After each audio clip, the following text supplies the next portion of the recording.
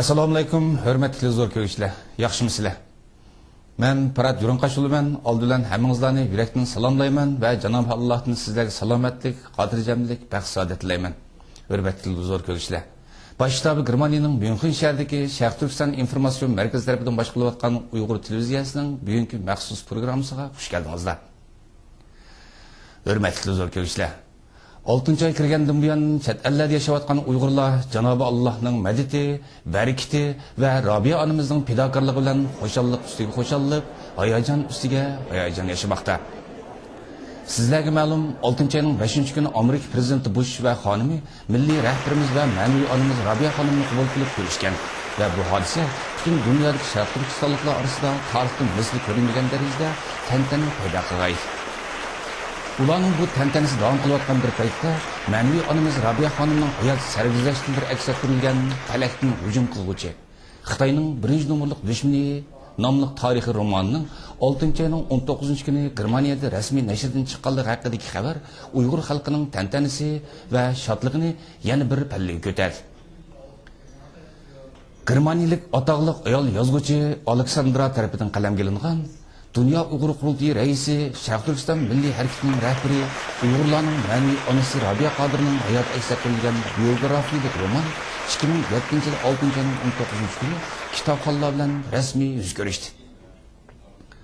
Yozuvchi Aleksandra xonimning 1 yildan ortiq jafoliq izlanish, inglizcha, nemischa tillarida yozilgan Uyg'urlarga oid har xil temalardagi asarlarni o'qib, tadqiq qilish, Bulutmu Washington ve Myunxen şehirlerde Robiya xonim ve Ustoz Sidiq Hoji Efendi bilan 2 oydan ortiq suhbat elib berish, bu suhbatlarni tafsili xotirlash ve redlab chiqish qatorliq jafoliq amaliy natijasida vujudga chiqqan bu kitob Germaniyadagi eng chong nashriyat Xani nashriyat tarafidan nashr qilinib, kitobxonlarga taqdim qilindi. Kitobning nashr qilinish murosimiga qatnashish va mushtarlarning kitobini imzolash uchun Robiya xonim nashriyatning alohida taklifiga binoan 2007-yil 6-ayning 18-kuni Berlinga yetib kelgan. Kitobning nashr qilinish murosimi 6-ayning 19-kuni Cumhuriyetlik matbuot saroyida o'tkazilgan muxbirlarning kutilish yig'ini bilan rasmiy boshlandi. Intayin dog'duqliq o'tkazilgan matbuot yig'inida Germaniyaning eng chong televiziya kanallari, radio va gazet jurnallarining 50 dan ortiq muxbiri ishtirok qildi. Yig'in zaliga Robiya xonimning cho'ngaytirilgan rasmi bilan birga kitobning cho'ngaytirilgan nusxasi va kitobning tunutish nusxalari qo'yilgan bo'lib, intayin haybat tusag'andi. Matbuot yig'iniga Robiya xonim bilan birga Germaniya parlamenti a'zosi, Yeshillar partiyasining raisi mashhur siyosatchi Claudia Roth xonim, Uyg'ur masalasini tunji qitim Germaniya parlamentida o'tirib qo'ygan parlament a'zosi Volker Beck apandi, Xalqaro kechirim tashkilotining vakili doktor Playter apandi qatorliqlar ishtirok qilib, Sharq Turkistondagi umumiy vaziyat, Xitoy hukumatining Uyg'urlarga qaratgan bostirish siyosat qatorliq masalalar haqida tafsiliy doklad berdi va muxbirlarning savollariga javob berdi. Robiya xonim muxbirlarning savoliga javob berib, 21-asrda insoniy haq huquqlari og'ir darajada dafsanda qilinayotgan, Xitoy hukumati tomonidan millat sifatida yo'q qilish xatiriga duch kelayotgan, ammo bu ishonchli fojialarni dunyoga anglatish huquqidan mahrum qilayotgan bir millatning, ya'ni Uyg'ur millatining ovozini dunyoga anglatish uchun bu kitobning yozilganligini. Bu kitob yolg'iz Robiya Qodirdan iborat bir shaxsning biografiyasi bo'lib qolmasdan, bir millatning, bir vatanning ichinishliq sarguzashtlari ekanligini o'tirib qo'yib o'tdi. Xalqaro kechirim tashkilotining vakili doktor Dirk Playter apandi so'zida Uyg'urlarning umumiy inson haqlari vaziyati haqida to'xtalib, Uyg'urlarning siyosiy sababdan o'lim jazosiga hukm qilinayotgan birdan bir xalq ekanligini ta'kidlab o'tdi va muhojirat Uyg'urlarning Robiya Qodir rahbarligidagi Dunyo Uyg'ur Qurultayyi riyosatchiligida faoliyatlarini tinch shaklda olib berayotganligini, ammo Xitoy hukumatining davomli ravishda Uyg'ur faoliyatchilarini terrorist qalbi bilan qaralashga urinayotganligini o'tirib qo'ydi. Germaniya Yeshillar partiyasining raisi, parlament a'zosi Claudia Roth xonim so'zda oldi bilan Robiya xonimning kitobini german tilida nashr qilib, german xalqiga taqdim qilgan bu so'g'isidan mamnuniyat his qilganligini eskartib, 11-sentabr terror voqeasidan keyin Xitoy hukumatining xalqaro terrorizm qarshi turish niqobi ostida Uyg'ur musulmonlarni qattiq bostirayotganligini, Xitoy hukumatining Uyg'ur, Tibet xalqlari qaratgan besimlarini to'xtatish kerakligini Germaniya hukumatining bu xususda Xitoy hukumatiga texim ko'p besim qilishi lozimligini, Uyg'ur masalasini Ishillar partiyasi bo'lib Germaniya parlamentida kun tartibga kirgizish uchun tirishchilik ko'rsatganligini o'tirib qo'ydi.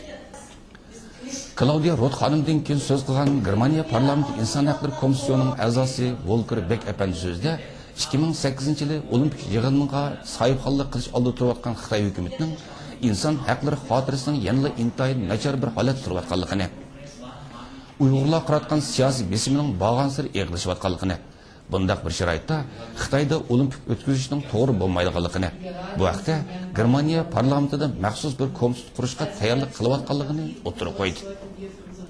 Cumhuriyetlik matbuot sarayida o'tkazilgan bu matbuot yig'ini Sharq Turkiston masalasini xalqaro matbuotga keng ko'lamda tushunish nuqtasidan intayin dardini dunyoga anglatish, Uyg'ur xalqining ovozini dunyoga anglatish va Uyg'ur xalqini mush kitob bilan Yevropa ellariga tunutish, Uyg'ur xalqiga do'st izlash, yordamga chaqirish, mushundaq bir xalqning ovoziga aylantirish uchun men bu kitobni yozishga ruxsat qilib yozdirib bergandim.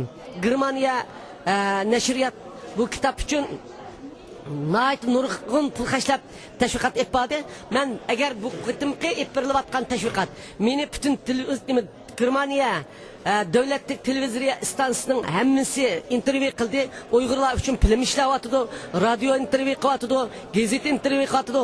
O'ttir hisobda 100 axborot o'rniga uchirishib, ularga intervyu verdim ve söz verdim, Uygur'un ahvalini dünyaya anlattım. Demek biz 10 milyon dolar pul xərclətmə bu fürsətə erişəməydik. Muş kitabının bazısıyla nəşriyyatının epirvatqan bu təşviqatı menin ve Uygur xalqının məqsidini hasıl qıldı. Biz muşundaq təşviqat arqılıq özümüzün bunundan keyinki fəaliyyətlərimizin yolunu içiş üçün nəhayət çox imkaniyet yarattı. Ben bu kitabını yeziş jarayonida meni qo'llagan ve kitap yezilib bo'lgandan keyin kitapni setib olib, nashriyatni ve meni qo'llagan barliq qarindoshlarımga chin ko'nglimdan rahmat aytaman. Shuningdek har qanday vaqtida Uyg'urning faoliyatlariga o'zining axborot o'rnini evatayotgan Jalil Qarqash apandimga ve Farhat Yo'rinqashga chin ko'nglimdan rahmat aytaman. Ma'qulmisiz? Hürmetli Asqarjon efendim, siz Rabia hadimizin bu kitabının nəşridən çıxışıga yakından yardımcı bo'libsiz. Bu haqda bir qisqacha to'xtalib o'tsiniz. Bugün mana Rabia hadimizningki haqida yozilgan kitobningki tonishtirish manosibi kelib o'tiribdik. Ko'rganimizdek 400 dan oshiq nemis qatnashdi. Bularning hammasiga Uyg'ur masalasi bir qatim yani tonishtirib o'tdi. Buningdan 1,5 yil avval Kavalyos xonim kelib menga bu kitobni mana bir kitob chiqarayli, Rabia xonimdan bir so'rab baqsangiz degan vaqtda Rabia hadimizga bu taklifni o'tirib qo'ygan. Rabia hadimizmi butun qizg'inlik bilan albatta bunda kitobning chiqarilishini umdan bo'lganligini so'zladi. Shuningdek albatta bir bu kitob hozir bizningki o'zimizning kuchi bilan qilinmaydigan bir tashviqotni beryapti. Bir kitobningki oxirgi asrda Uyg'urlar to'g'riliq yozilgan hamda birdan bir Uyg'ur ağzından çıkan bir kitap yok idi. Bu kitapның bo'libmi nemischa tilda yozilgani bizninki davanınki bir juqur panliga ko'tarilishiga foydasi tegidi. Bu to'g'riliq Rabia hadimizlar bo'lsin, yozuvchi xonimlar bo'lsin, qayta necha qatim ko'rishdik va bu kitapningki nima bo'lsin bizga qanchaki to'xtasi bo'lsin, hatto bizga bir iqtisodiy manfaat bo'lmasimi bu kitapning chiqarilishi uchun harakat qildik. Mana bugun shu qilgan harakatlarimizning meyvesini ko'rib o'tiribdik. Bu kitobningki chiqilib setilishi bilan davomiz degandek yana butun dunyoda va Germaniyada ayrim bir tonlab ketadi. Rahmat sizlarga, rahmat. Rahmat Asqarjon efendim.